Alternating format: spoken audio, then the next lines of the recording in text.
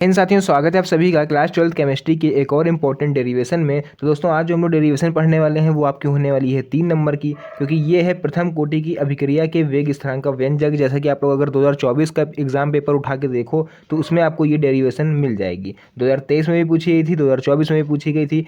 तो आइए इसको हम लोग समझते हैं कि कैसे इसको हम लोग सॉल्व कर सकते हैं बहुत ही आसान तरीके से।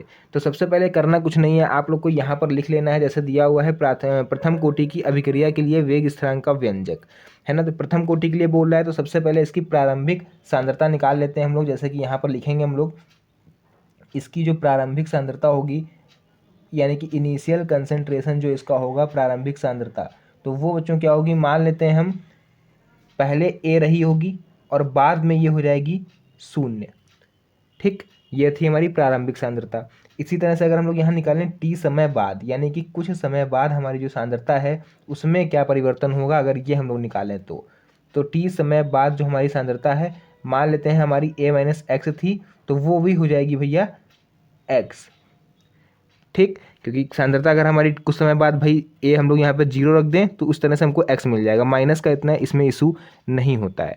तो हम लोगों ने ये चीज़ पढ़ ली। चलिए यहाँ से अब हम लोग अपनी मेन इंपॉर्टेंट रिएक्शन पर आने वाले हैं। अगर इतनी चीज़ आपको समझ में आ गई तो समझ लो अब डेरिवेशन आप लोग के लिए बहुत ही ज़्यादा सिंपल होने वाली है। तो उसके बाद आपको यहाँ पर सिंपली यहाँ पर लिख लेना है आप लोग को कि प्रथम कोटि की अभिक्रिया से, क्योंकि हम लोग यहाँ पर बात कर रहे हैं भैया प्रथम कोटि की अभिक्रिया, तो यहाँ लिखेंगे भी हम लोग प्रथम कोटि की, जो प्रथम कोटि की अभिक्रिया है उसको हम लोग यहाँ पर लिख लेंगे, यानी कि प्रथम कोटि की अभिक्रिया या फिर प्रथम कोटि के समीकरण से। ठीक है, दोनों में से कोई भी एक चीज़ आप लोग लिख सकते हो। तो यहाँ पर हम अभिक्रिया लिखा हुआ है, आप लोग चाहते हैं समीकरण लिख लेना। ठीक है, तो प्रथम कोटि की अभिक्रिया से क्या थी हमारी प्रथम कोटि की रिएक्शन, भाई वो थी dx अपॉन dt, है ना, is directly proportional to a, इसकी घात थी 1। ये होती है प्रथम कोटि की अभिक्रिया। ठीक, जिनको नहीं पता आप लोग आज इसको ध्यान समझना, क्योंकि 3 से 4 नंबर ये बिल्कुल कंफर्म आपको दिला के जाएगा। तो dx अपॉन dt सबको पता है कि यहाँ से जब हम ये अनुक्रमानुपाती का साइन हटाएंगे तो यहाँ पर बच्चों एक लगता है कांस्टेंट, तो यहाँ पर भी लग जाएगा कांस्टेंट, यानी कि dx अपॉन dt ये हटेगा, यहाँ पर इज इक्वल टू लगेगा, एक कांस्टेंट लगेगा k, और इसको आप लोग ऐसे ले सकते हो a की पावर 1। यहाँ पर 1 लिखा है इसीलिए ये प्रथम कोटि की अभिक्रिया है। क्लियर है यहाँ तक? तो ये तो रही मेरी सांद्रता की बात। अब हम लोग यहाँ पर लेंगे टी समय बाद। ठीक, मान लेते हैं कुछ समय बीत गया है, तब देखते हैं इसकी सांद्रता क्या है। तो यहाँ लिख लो टी समय बाद। ठीक, यानी कि कुछ देर बाद इसकी सांद्रता कितनी हो जाएगी, तो उसको हम लोग देख लेते हैं यहाँ पर। तो भाई सिंपली आपको क्या करोगे, dx अपॉन डी टी, यहाँ पर a लिखा हुआ है, इसकी जगह पे आप लोग क्या लिख दोगे, स्टार्टिंग में मेरा क्या था a माइनस एक्स, यानी t समय बाद हमारी सांद्रता कितनी हो रही थी a माइनस एक्स। तो यहाँ पर हम लोग लिख लेंगे k, तो ऐसे ही लिखा रहेगा, और इस a की जगह पर अंदर लिख देंगे a माइनस एक्स। यहाँ तक क्लियर हो गया आप लोग को? चलिए अब इसके बाद हम लोग इसमें क्या करने वाले हैं, कुछ नहीं, अंतर कुछ नहीं होगा। बस आपको क्या करना है, ये x वाला पोर्शन x की तरफ लेना है और t वाला पोर्शन इधर k की तरफ दे देना है। देखो कैसे, dx upon a minus x को इधर भेज दो और k के पास भैया भेज दो dt।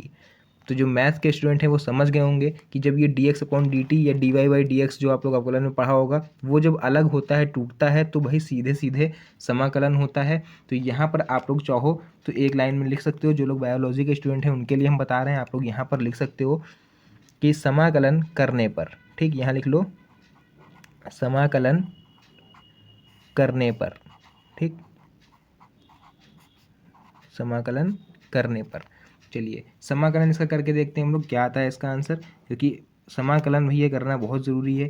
तो इसमें क्या करेंगे, एक सिंबल लग जाएगा इस तरह से, तो ये हो जाएगा dx upon a minus x is equal to, इधर के हमारा बाहर रहेगा क्योंकि ये कांस्टेंट होता है, तो ये dt के ऊपर केवल लगेगा हमारा इंटीग्रेशन। अब यहाँ पर एक फॉर्मूला आप लोग को शायद अगर नहीं पता होगा तो हम आप लोग को नोट डाउन करा रहे हैं, इसको नोट कर लीजिए। फॉर्मूला होता है भैया, सिंपल सा फॉर्मूला है कि अगर कहीं पर लिखा हुआ है हमारा 1 अपॉन a माइनस एक्स और इसका आपको करने को कह रहा है इंटीग्रेशन, तो सिंपली इसका जो आप लोग लिख सकते हो वो लिख सकते हो भैया माइनस का लॉग ए माइनस एक्स। ठीक, माइनस का लॉग ए माइनस एक्स, ये होता है इसका फॉर्मूला, और वही हम लोग यहाँ पर नोट करने वाले हैं। तो ये वाला फॉर्मूला सिंपली क्या करेंगे, इसको ध्यान से देखो तो ये 1/a-x ही लिखा हुआ है ना, तो या इसकी जगह पर हम पूरा लिख देंगे माइनस का लॉग a माइनस एक्स। ठीक, और इधर हमारा k ऐसे ही रहेगा, और dt का क्या हो जाएगा हमारा t, और प्लस का c जो कि हमारा हर बार इंटीग्रेशन में लास्ट में लगता ही लगता है। क्लियर है यहाँ तक? चलिए अब हम लोग यहाँ से थोड़ा सा चेंज करने वाले हैं, उसको यहाँ पर ध्यान से समझना आप लोग। तो वो चेंज क्या है, यहाँ पर हम लोग मान लें अगर यदि t इज इक्वल टू 0 यानी समय मेरा 0 हो जाए, और जो x था हमारा सांद्रता थी स्टार्टिंग की, ठीक, यानी जो दर है वो भी 0 हो जाए, रेट ऑफ रिएक्शन। तो अगर देखो t बराबर 0, x बराबर 0 यहाँ पर रखो, t इज इक्वल टू 0 रखेंगे तो ये पूरा 0 हो गया, खत्म। x यहाँ रखेंगे तो यहाँ पर बचेगा केवल माइनस का लॉग a, x तो 0 हो जाएगा। तो इसी को जरा हम लोग यहाँ पर नोट कर लेते हैं नीचे। तो यहाँ बचेगा केवल हमारे पास ये इधर का देखो, केवल बचेगा माइनस का लॉग ए, है ना, इधर तो इतना ही बचेगा। तो यहाँ पर इसको इज इक्वल टू इधर क्या बचेगा, केवल सी, यानी कि सी की जो वैल्यू आई है हमारी वो आई है माइनस का लॉग ए। तो इस सी की वैल्यू को उठा के हम रख देंगे इक्वेशन फर्स्ट में। ठीक, तो चलिए सी की वैल्यू को हम लोग इक्वेशन फर्स्ट में रख के देखते हैं कि क्या अंतर आने वाला है। तो माइनस का लॉग, ठीक, A minus x is equal to K T plus 0, C की वैल्यू रख दी हमने यहाँ पर 0, है ना। तो अब यहाँ से क्या होगा, इस चीज़ को थोड़ा सा ध्यान से समझिएगा आप लोग। सॉरी, यहाँ पर एक सेकंड थोड़ी सी मिस्टेक हो गई है, यहाँ पर सी की वैल्यू थी माइनस का लॉग ए, हम लोगों ने 0 रख दिया है, तो भैया इसको कर लो माइनस का लॉग ए। ठीक, माइनस का लॉग ए लिखा हुआ है ना। अब हम कुछ नहीं करेंगे, लॉग वाले टर्म हम एक तरफ कर लेंगे केवल, तो ये माइनस का लॉग है इधर उठ के आएगा, प्लस का हो जाएगा।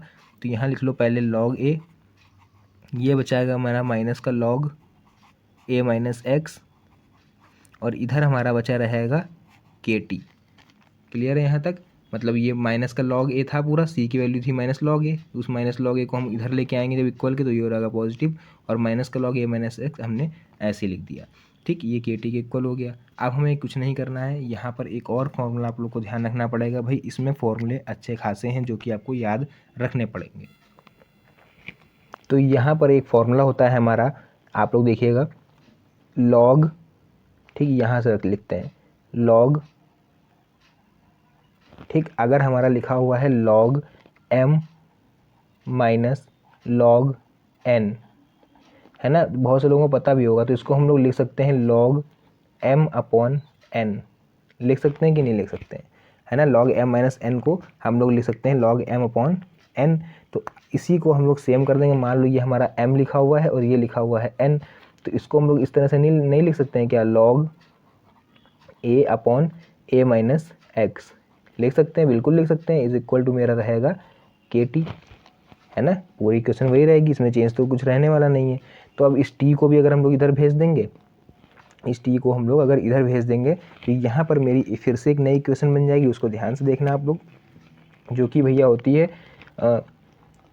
के इज इक्वल टू, टी को इधर भेज देंगे तो 1 अपॉन टी लॉग ए अपॉन ए माइनस एक्स।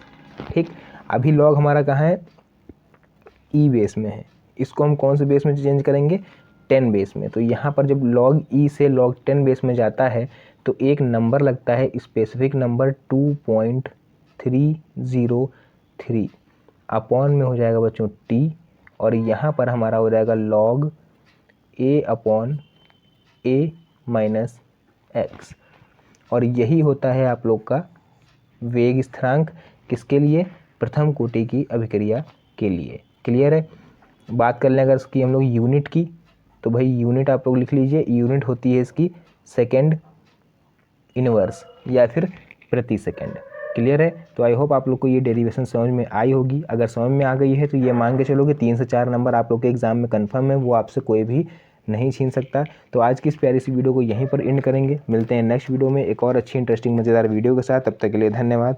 जय हिंद।